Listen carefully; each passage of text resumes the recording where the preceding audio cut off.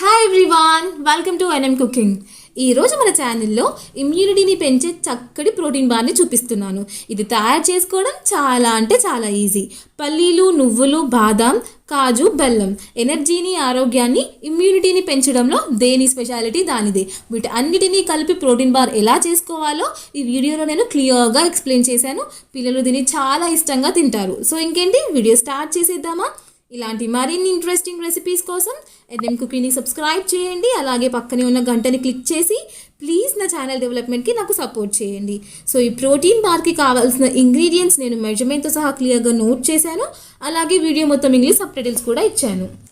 So first stove on చేసుకొని ఇలా ఒక బౌల్ పెట్టుకొని ఇందులో ఒక 1 కప్ బెల్లం వేసుకుంటున్నాను.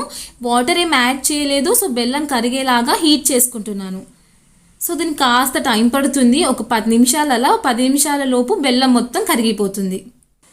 సో బెల్లం మొత్తం కరిగి ముదురుపాకం అయ్యేంత వరకు వేడి చేసుకోండి.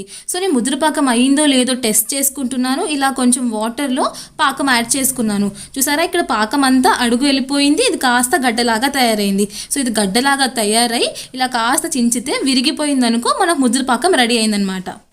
నెక్స్ట్ ఒక పావు స్పూన్ బేకింగ్ సోడా కూడా యాడ్ చేసుకొని మిక్స్ చేసుకున్నాను.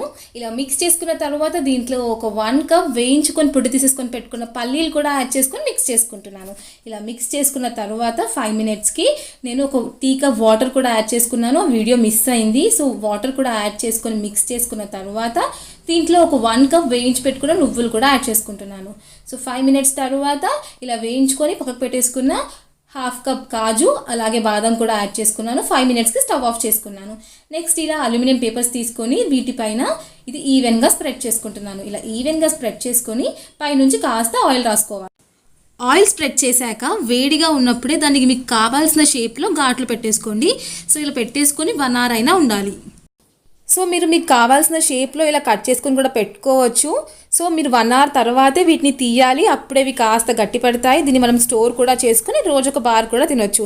సో చాలా అంటే చాలా టేస్టీగా ఉంటాయి. ఒకసారి ట్రై చేసి చూడండి. ఇది పిల్లలకి పెడితే చాలా ఆరోగ్యం కూడా. So thank you everyone for watching this video. Please like, share and subscribe to NM cooking and please support us.